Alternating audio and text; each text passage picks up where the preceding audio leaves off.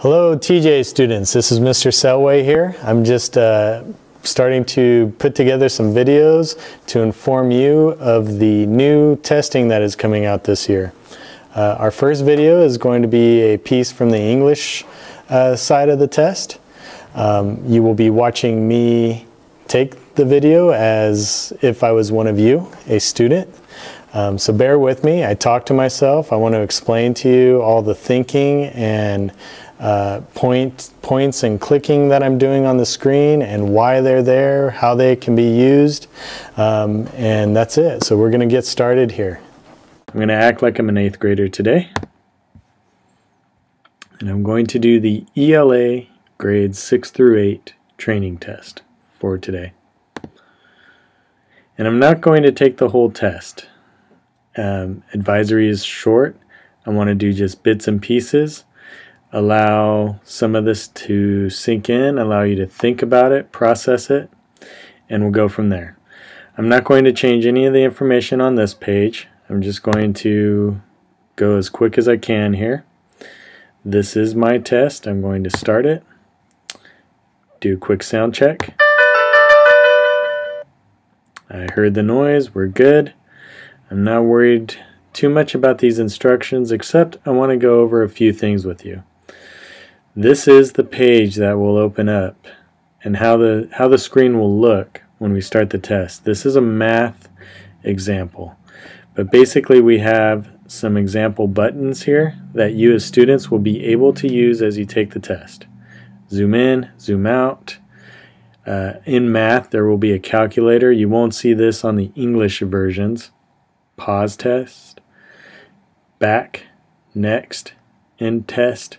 It's important to know with these back and next buttons, if you don't select answers to questions, it will not allow you to go to the next question. As I take the test, I'm going to demonstrate these 3 icons here. I'm going to use the tutorial button, I'm going to use the comment button, and I'm going to use the flag for review button. So you'll see how those work. Okay. I think it's best just to see it in action. So let me do that for you.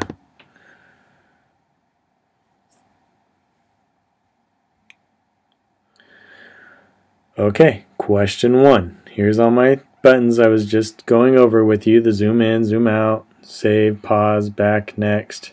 I can't go back right now because this is the first question. There is nothing to go back to. Okay, and then these 3 icons here are going to help me, and I'll show you how to do that. But first, let me just act like I'm a student here, and I'm going to start taking the test. So I got to read it. A student is writing a report for English class about folk heroes. Oh wow, that's interesting. Why did that highlight there? Folk heroes. It did that automatically as I put my cursor over it. Oh, I clicked on it, and it gives me a definition. Folk heroes are people who may or may not have existed, whom other people look up to and admire. Let's be real here. This definition might not help me.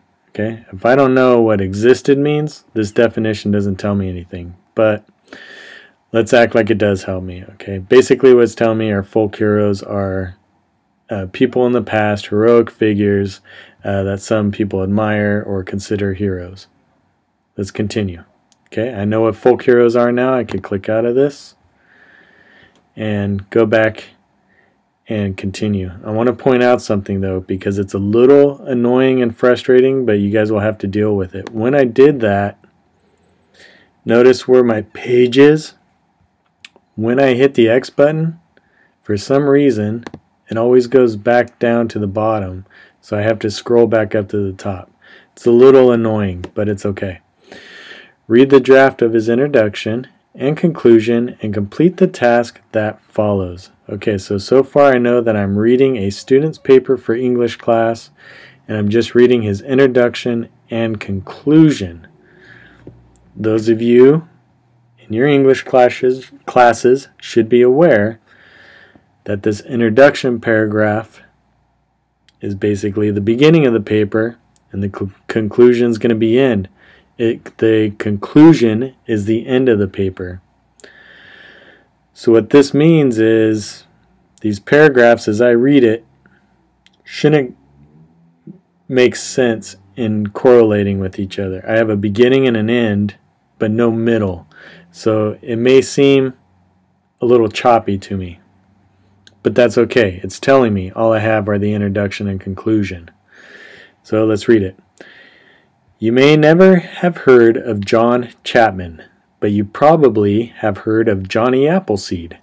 He was an American folk hero and pioneer. Oh, look at that. Another blue highlight. What's a pioneer? One of the first people to move to a new place to live there. Okay? So, new person, new area. That's a pioneer. Goes to the bottom again. How frustrating and annoying. That's okay. I just scroll back up to the top. Let me start again. You may never have heard of John Chapman, but you probably have heard of Johnny Appleseed. He was an American folk hero and pioneer who was born in Massachusetts in 1774.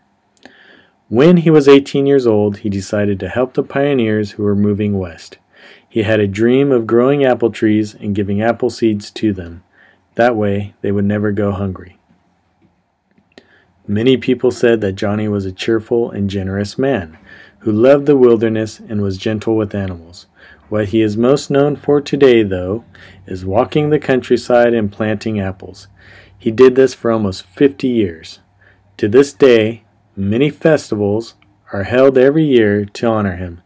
Next time you bite into a crispy, juicy apple, think Johnny Appleseed.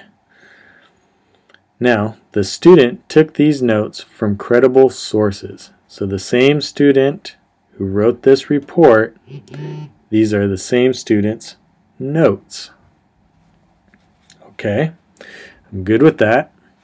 You'll notice that I didn't review the highlights anymore because we already did that.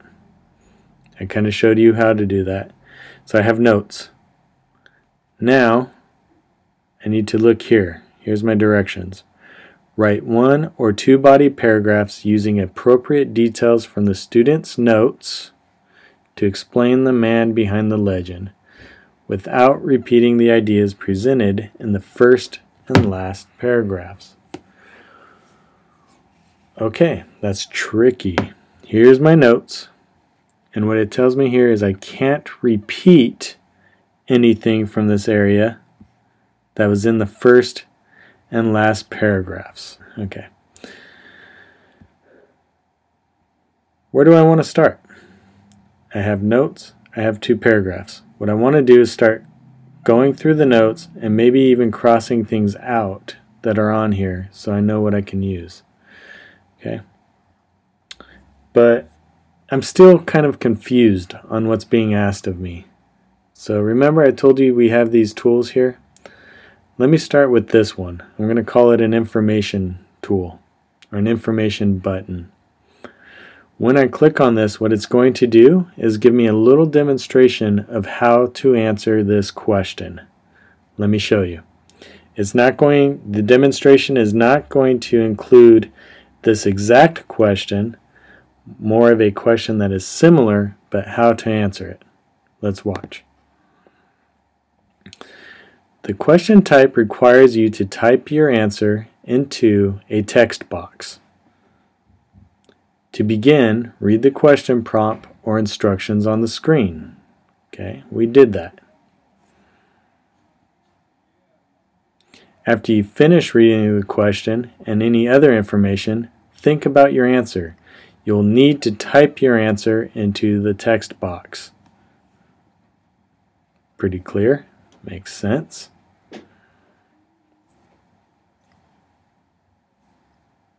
And it's giving you a demonstration of the typing here.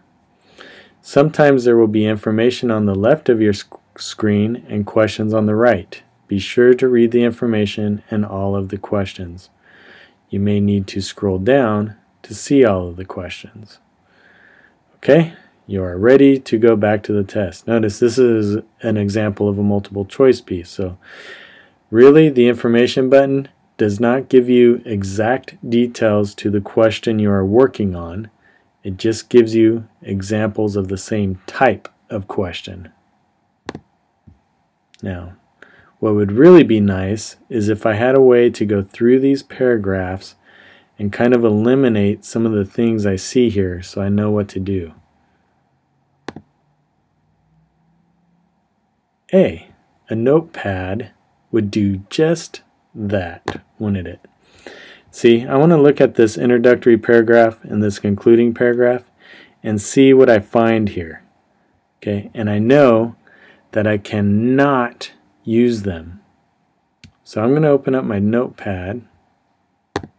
I'm going to take some notes for myself.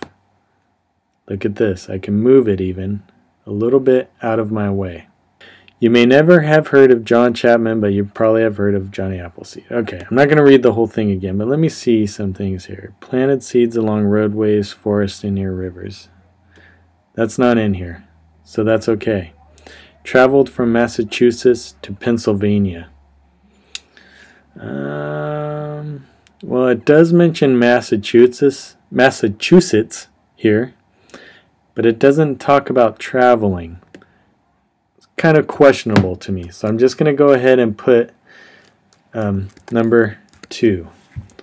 I don't want to use, I may stay away from bullet 2. It's questionable. Spent 50 years walking the countryside. Okay, I don't see that here. Stayed ahead of settlers. I don't see that here.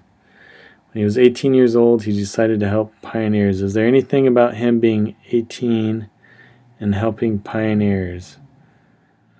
I don't see that. Okay, so far, really, the only thing that I'm worried about is bullet number 2.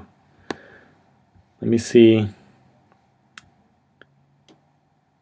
Let me see the concluding paragraph. Many people said that Johnny was a cheerful and generous man. He did this for almost 50 years. 50 years. What bullet is that? That's bullet number 3. Okay. I'm going to type in number 3.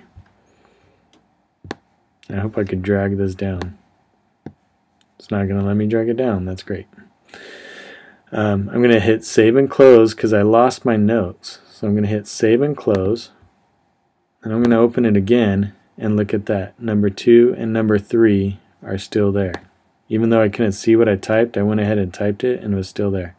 Okay, let me put this out of my way again. What he is most known for today, though, is walking the countryside. He spent 50 years doing that. Many festivals are held every year. Festivals. I don't see anything on festivals. I think I'm okay. Next time you bite into a crispy, juicy animal. Next time you bite into a crispy, juicy apple, thank Johnny Appleseed. Nickname, Appleseed Man and Johnny Appleseed. I don't want to use these two either. So that's bullet 2, 3, 4, 5, 6, 7, 8, and 9. I don't want to use bullets number 8 or number 9. I'm going to hit save and close again.